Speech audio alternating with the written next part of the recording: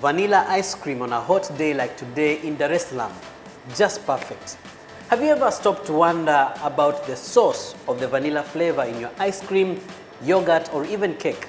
Well, some farmers here in Tanzania are embracing vanilla farming, hoping to be a key part of the production process. Well, join me as we trace the journey of the vanilla from the farm to your cone or plate.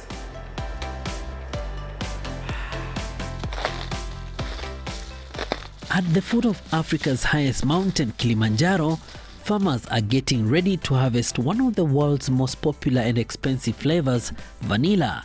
Introduced here just about a decade ago, the crop is promising to change fortunes for hundreds of farmers like Salome Shaw.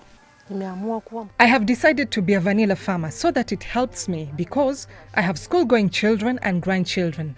This is a means of livelihood. How did you get into vanilla farming? I was motivated when coffee prices got very low. So when that happened, there was a company from Kenya that brought us vanilla seedlings and we said we'll try it. That is how we began growing vanilla. I have grown vanilla for 3 years. I decided to uproot coffee because I loved vanilla. Last year, I sold 5 kilos of vanilla for 25,000 shillings because the harvest wasn't very good. What challenges are you facing in growing vanilla? The prices have really dropped suddenly. It is baffling. It is different because you got to take care of it every time. Weed it, put manure, but once it flowers, you commit to go all the way with it. With a growing population, farm sizes have decreased over the years. The advantage with vanilla is that farmers do not have to uproot their other existing crops because vanilla can be intercropped with bananas or even coffee. That means extra income for the farmers, but it comes at a price because unlike other crops, growing vanilla is labor intensive. The vines need constant care. On top of that, the flowers bloom only one day in a year and for a few hours, and farmers have this short window to hand pollinate each and every flower, a delicate process. After the beans mature and are harvested, the pods have to be cured or dried for a minimum of 6 months. To do all this, farmers require good training. There is also the question of market, especially for a region that has for decades focused on other cash crops. One company is trying to bridge that gap. We receive vanilla from the farmers, and once we receive them in the factory, we wash them. And after washing, we make sure that we sanitize them to remove any bacterial infection that might happen in the pods. And after blanching, we take them into the sweating process. After sweating for 2 to 3 days, we take them into the drying process. And we dry them for at least a month. After drying process, we take them into that storage. It's called condition and storage. They stay there for at least a month or more, depending on customer requirements. So we can sell them as they are when they're black, or we can start extracting them. In the extraction process, we chop them into small pieces and prepare a solution. We put them in the machine for a day, at least 10 hours, depending on the process. And then we'll have the extract, vanilla extract in the end. And then we also have the byproducts that we also sell. Our process is eco-friendly, so we don't throw anything out. So after the extraction process, we get the pulp, the vanilla pulp, and the extract. So the extract we pack and sell, and the pulp we also pack and sell to mostly yogurt manufacturers or ice cream makers. Silas Noor co-founded the Natural Extracts Industries in 2011. Almost a decade later, the company, which works with smallholder farmers and women groups, is now producing a wide range of flavors, from coffee to cacao and cinnamon and natural vanilla. We are trying to create impactful and sustainable income for smallholder vanilla farmers in Tanzania. Currently, we are networking and working with 6,000 vanilla farmers in Tanzania.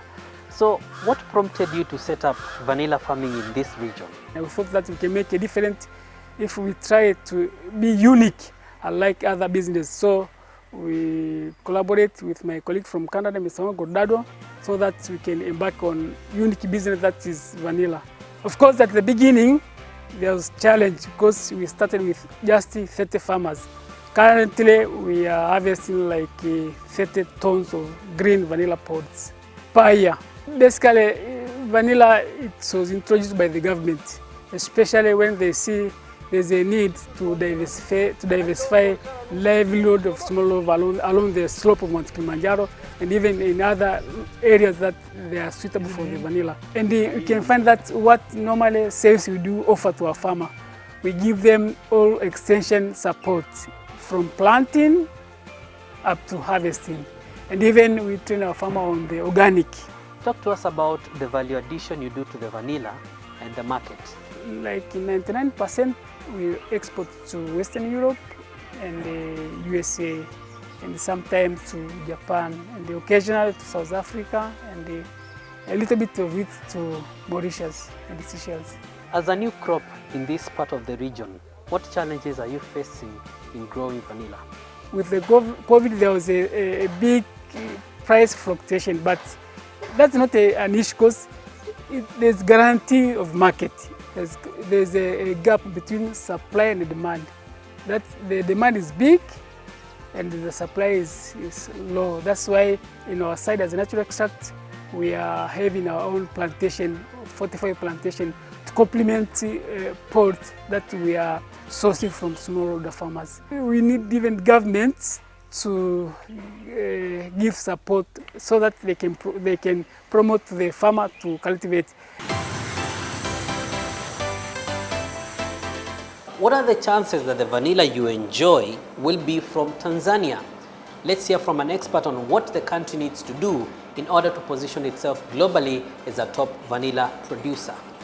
There is a lot of things that are supposed to be done, especially it has been done by the government of Tanzania to ensure that farmers are going to get loans, and then they have to enact good policies that will support the growing of vanilla here in Tanzania. You know, farmers now, they don't have enough education about this crop. So if they will get enough education about this crop, it's automatically that the vanilla market here in Tanzania will be much bigger. So even here in Tanzania now, the government has to form the board that will be specifically dealing with vanilla, as they have done in cashew nuts and other crops. For anyone aspiring to be a vanilla farmer, do the following research about the land, because vanilla thrive well in altitude from 0 meter up to 1,500 meters. And then support trees that offer shade to the vanilla. Another thing, that's research on the market. Do you think where are you going to sell your vanilla? And again, be patient, because vanilla crop need more patience, especially during the pollination. And then another thing, that's during the droughts or during the severe weather, that there's no rain-fed sort of water, you should consider about irrigating your vanilla by using other source of irrigation infrastructure.